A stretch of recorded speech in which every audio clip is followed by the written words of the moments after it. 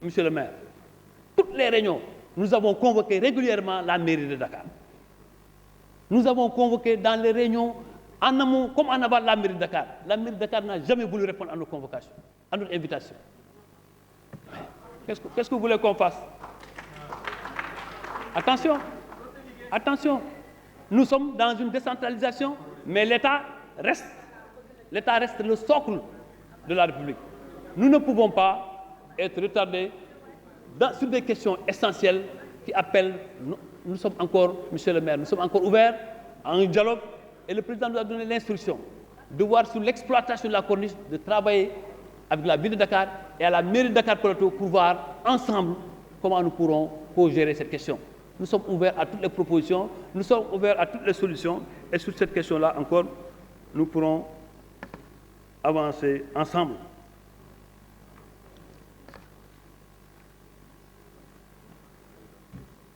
En définitive, mesdames, messieurs, honorables députés, je voudrais me féliciter de tout ce qui a été dit sur l'UCG, sur le cadre de vie de manière générale, et qui nous exhorte à faire mieux et plus. C'est vrai, on a posé le problème du matériel, des équipements. Cela aussi, il y a un budget qui a été prévu, qui mérite simplement d'être renforcé, parce que c'est quand même 12 000 à 13 000 agents qu'il faut prendre en charge régulièrement. Le chef de l'État a donné des instructions pour que le budget soit renforcé et que l'appui nécessaire soit apporté à l'UCG et à la direction du cadre de vie. C'est vrai, honorable président Djibril Fall est revenu particulièrement sur cette question. Dañuy aménager lu bari, mais après mu am problème de suivi. Et c'est pourquoi d'ailleurs ñu wax ak la direction du cadre de vie de veiller avec les écovigiles fépp fu ñu aménager ñu def fa dara. Parce que bu ñu fa defee dara day tax ëllëg kenn du mën a utiliser mais affaire bi tamit dafa laaj ñu lëkkaloo ak mairie yi ñu lëkkaloo ak population yi. am na ay quartiers comme Ouest Foire def nañ fa lu nga xam ni population yi ñoom seen bopp ñoo jël di surveiller mbir bi donc foofu itam maa ngi rafetlu position député yu bëri ñu ngi ci jàppale dans leur ville dans leur quartier pour que les aménagements qui sont faits soient préservés. maa ngi leen ci sant bu baax a baax di leen ci gërëm bu baax a baax. bu ñëwee itam ci urbanisme de manière générale foofu itam lu bëri wax nañ ko ci mais nañ jàpp président Macky Sall bu mu ñëwee ci 558 communes du Sénégal yu fi nekk 13% ñoo si am outil de planification président mu ne nañ dem fii ak 2030 nañ mën a def 100% mais bu ñu waxante dëgg initiative d'instrument de planification yi maire yi ñoo ko waroon jiite ñoo ci waroon jiitu ñoo ko waroon jël en charge c'est parce que foofu itam am na ay carence yooyu le gouvernement bi bëgg a pallier parce que en vérité même si on peut s'adosser sur le principe de la libre administration des collectivités locales mais on continue à avoir aussi que la collectivité locale est un démembrement de l'État moo tax le président a donné l'instruction et nous avons élaboré un programme national de planification urbaine qui nous mènera d'ici 2030 à avoir dans toutes les communes du Sénégal des instruments de planification urbaine. Loolu itam c'est pourquoi le député Thierno Alassane Sall d'accord naa ak moom je lui ai dit en commission que sur le constat sur ce qui s'est passé après les indépendances on peut partager différemment mais au moins honorable c'est dans la vision aujourd'hui exprimée par le président Macky Sall qu'on trouve les solutions définitives à cette question parce que les paradigmes sont en train de changer wax nga ko Dakar les grandes villes Saint-Louis Thiès li ñu fi doon gis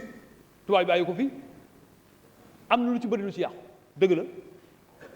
mais li ci am solo mooy loolu itam li ko manqué woon mooy les instruments de planification. Ces instruments de planification-là, si nous les mettons ensemble en œuvre, nous pourrons prendre en charge la question de la prospective et de l'anticipation sur beaucoup de questions. Ça, je suis parfaitement d'accord. Et encore que nous voyons en termes d'investissement que les choses ont fondamentalement bougé. Mais enfin, chacun dans ses responsabilités et ses missions devrait pouvoir y apporter pleinement du sien. wax nañu PDU Touba yooyu yëpp ñu ngi ca c'est vrai am na aussi ay régions yoo xam ne daanaka pare na certains députés l'ont posé. Dans certaines régions, on a déjà terminé, mais il reste simplement à le terminer par un forum urbain. Forum urbain bi bu ñu defee instruments yi techniciens yi dem fa dafay laaj liggéey bu nga xam ne dañu koy dajalaat ñëpp daje partenaires yu ci acteurs yëpp bokk ci et ensuite ñu terminer ko par un forum. Ce forum-là, dans la région de Kaolack, Fatick et Kaffrine par exemple, nous avons presque terminé les travaux préparatoires. Il nous reste maintenant à aller plus loin. Et ça aussi, le chef de l'État nous a instruit de faire dans toutes les régions du Sénégal des forums territoriaux. Ces forums territoriaux devenus dajale tous les élus de tous bords, dajale les maires, les présidents de conseil, mais aussi les autres acteurs de développement, et qu'on voit ensemble les investissements qui sont faits dans chaque département, voir dans chaque commune, voir ce qui reste à faire ensemble et d'élaborer un programme de travail. moo tax ñenn ñi ñu bëri député wax nañ ma ñii mosquée yi fii ñii yoon yi ñii ay espace vert ñii ay espace public su ma taxawoon léegi ne leen ku nekk na tontu ne la lii dinañ ko fa def même su ngeen ma wóoloo lu bëri du ci nekk dëgg moo tax li ma gëm mooy liñ ma fi wax yëpp parce que nag liñ ma fi wax yëpp ñaan ma ko koppar bi antuwu ko moo tax loolu yëpp dama koy taataan téye ko xool ak li ñu mën delluwaat ci yéen ne leen ci li ngeen ñaan fii ci assemblée nationale ci atu 2023 bi lii lañ ci mën a def parce que bëgguma di kenn lu nga xam ne ëllëg duñ ko mën a def moo tax loolu itam ma ñaan leen ko ñu wax fi yëpp te wax seen dëkk wax li fa manqué xool liñ fa war a mën a def danañ ko xool bu soobee yàlla ba ñu mën cee am dara xam nga wax nañ ci bande filao député yu bëri wax nañ ko majorité comme opposition mais li ci am solo mooy il y avait que deux alternatives continuer à observer xool li bande bi di am nga continuer di ko observer croiser les bras te doo xam fu mu jëm ou bien nga uti solution c'est vrai dans tout ce que nous faisons je continue de dire que la collectivité territoriale est un démembrement de l'État. Il ne faut pas que les gens se trompent. La collectivité locale est un démembrement de l'État. Mais aussi, honorable maire de Guédiawaye, l'administration est une continuité. Le 4 juin 2020 ou bien 2021, vous n'étiez pas maire de Guédiawaye. Et nous avons aussi travaillé avec la mairie de Guédiawaye et les populations de Guédiawaye. Et à partir de là, est-ce qu'il fallait laisser le désordre perpétuer ou bien il fallait l'organiser? Nous avons choisi la voie de la responsabilité. Organiser cela. Il y a un espace pour les équipements, il y a un espace pour l'habitat, mais aussi en même temps un espace aussi où le reboisement sera prospère. Et là, c'est très clair. su ci bëggee lu ci des nag gis nga code de la route moo gën a baax ci code yi mais vous verrez toujours des chauffeurs délinquants pour violer ce code. texte yi ñuy def tamit dana am toujours ñu ut pexe pour lijjanti ko te li may ñaan mooy ñu boole suñu doole fépp fu am trafiquant fépp fu bëgg a utiliser askan wi pour def leneen ñu xeexandoo ko ensemble débusquer leen sanctionner leen loolu la ñu mën a garantir mais mënu ñëw seetaan désordre bi ku ci nekk du ci am loo ci dugal ëllëg lu ci am ci responsabilité ci ñun lay wàcc moo tax décret boobu dañ ko def en toute transparence toutes les procédures de consultation ñu am def ko ba arriver à la signature du président de la République et loolu foofu man maa ko jiite sama bopp lii jëm ba ci décret bi man maa ko jiite sama bopp réunion yi maa ko jiite am na yenn am na réunion yi nga xam ni damay wax sous le contrôle de la présidente Aïda Sow Diawara boobu moo nekkoon maire Golf elle a participé à ces réunions là tous les maires qui sont dans le département de Guédiawaye ont été associés à toutes les réflexions donc aujourd'hui qu'on ne me dise pas maintenant si vous avez des avis nous sommes aussi ouverts dans la mise en œuvre non pas sur le décret parce que sur le décret quand même aujourd'hui sur ce qu'on appelle la force de la chose jugée dagga xool pa maa ngi féliciter nag député Niang pour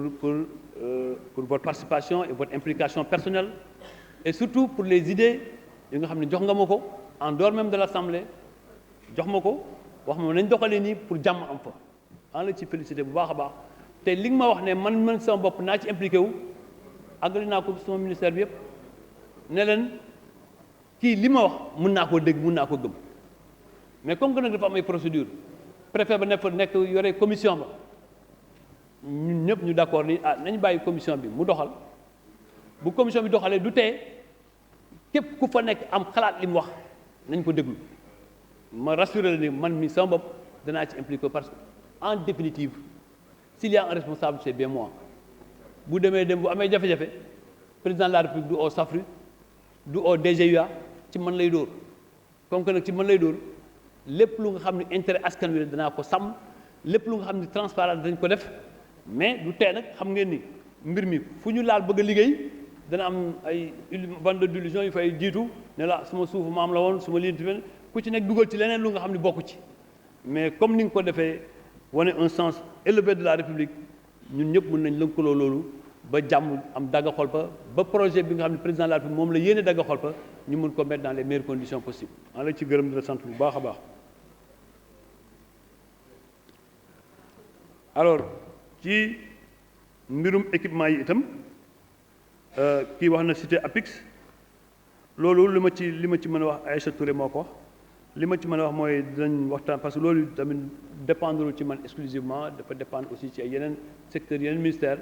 danaa ci wax ak ñoom ñu xool lim ñu wax ci mbirum cité APIX ñu gën ko approfondir ba mën ci am ay solutions. Bon, le député Abdoulaye Diouf Sarr, que je salue au passage, a reposé le problème des extensions de Ouakam 2, Yoff 2, etc. loolu itam maa ngi la ci félicité bu baax parce que li ma wax dégg naa ko junj doy na ci borom xel dégg naa ko bu baax te loolu itam dama président sant président moo doxal loolu waxtaan ak ñi nga xam ni ñu ngi ci zone yooyu jàpp ne am na lu bëri lu ñu ci def lu nga xam ne war nañ koo mën a mais lépp lu ñu ci def daal dañ koy diisoo ak ñi nga xam ne ñoo ko jurandoo woon mbir mi politique du ci lalu par du ci lalu liñ ci séentu woon ba collectivité lébu yooyu mën a gis seen bopp parce que képp ku fi ñëw ci Ndakaar ñoom ñoo la xejal ba léegi ñoom amatuñ place loolu tamit maa ngi rafetlu tamit sa implication personnelle ci loolu l'histoire nag ak lu xew-xew ci àddina kenn mënul effacer histoire te cette histoire vous faites partie de ceux qui l'ont créée et dégg naa li nga wax ci lu bëri monsieur le président on me demande de conclure mais après je ne veux pas dire que les députés disent que j'ai fui j'ai pas fui monsieur le président Oui, pour les questions techniques, vous pouvez répondre par... Alors, sur Ouest Foire aussi, toutes les études de faisabilité ont été faites. Nous allons suivre ensemble sur l'élargissement des voies. Je transmettrai au ministre du Développement communautaire à travers Promoville votre violence. Monsieur le ministre, ce jour-là, je vous ai accompagné pour le lancement de cette voirie à côté de la Fédération sénégalaise du football. C'est une voie que je vais porter avec beaucoup de bonheur. La restructuration de Thiaroye-sur-Mer aussi, Monsieur le Président, les études techniques sont en cours et nous aurons un financement de l'Union européenne et toutes les études préalables ont déjà démarré et nous pensons que nous pourrons continuer. Ndagana l'a posé, mais aussi le maire Babacar l'a posé. Et je voudrais les féliciter, les remercier, surtout l'implication du maire de Thiaroye sur cette question.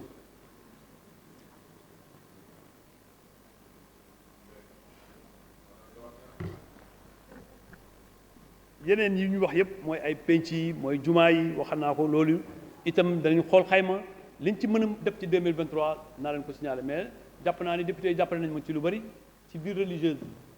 ministre des finances mu ngi may dégg liñ ma jox ci koppar mënu ma àggali Sénégal gi yëpp mais danañ jéem comme ni ko président bëggee mu àgg fépp xam nga nag loolu laay wax tous les jours c'est-à-dire que tey bu ñuy wax rek defaraat ay jumaa defaraat ay église ci réew mi defaraat yu bëri yu jëm ci culte président Macky Sall moo ci dugal loxo parce que nag la vocation d'un État bu fekkee on regarde les vocations régaliennes c'est pas de faire des mosquées et des églises mais ça c'est un sentiment de proximité et de partage avec les populations de solidarité avec les populations qui ont fait que ñu àgg ci loolu le reste maintenant gis nga la président de la République moo njëkk a wax ci Sénégal fii que l'une des plus graves menaces à notre équilibre, ce n'est pas l'opposition ou quoi que ce soit dans ce pays.